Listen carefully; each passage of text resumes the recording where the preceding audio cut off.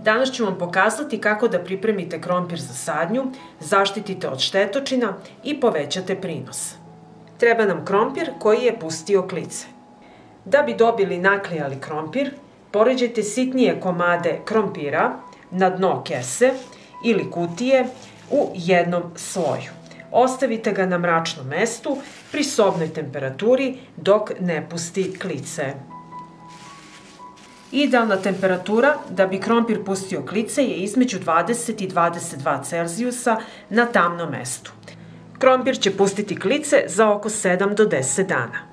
Nakon toga držite ga na hladnijem mestu uz malo svetlosti u podrumu, dok klice ne porastu na 2 cm veličine. Za to će trebati oko 2 nedelje. Ako krompir ima više klica, možete ga prepoloviti na pola, da svaka polovina ima svoju klicu. Mesto gde smo presekli krompir, zaštitit ćemo ga umakanjem u drveni pepeo. Pre sadnje, da bi povećali prinos i zaštitili krompir, možemo krompir posuti drvenim pepelom.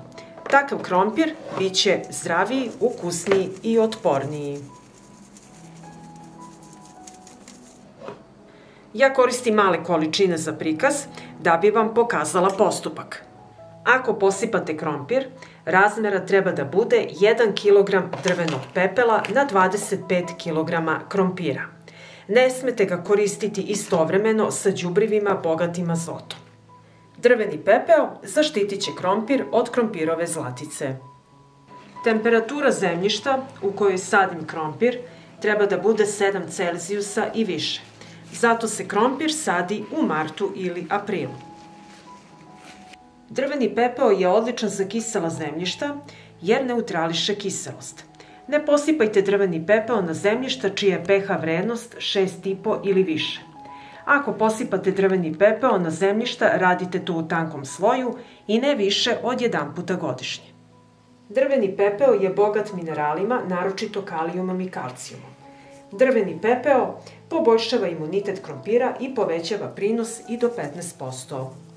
Preporučena dubina na kojoj sadimo krompir je između 8 i 12 cm. Razmak na kome sadimo krompir je između 40 i 50 cm.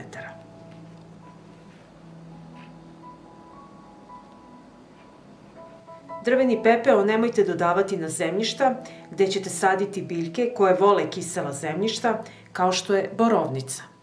I ako vam se dopada ovaj moj video, vi naravno lajkujte, prijavite se na moj kanal, ostavite mi komentar. Hvala vam, dragi prijatelji!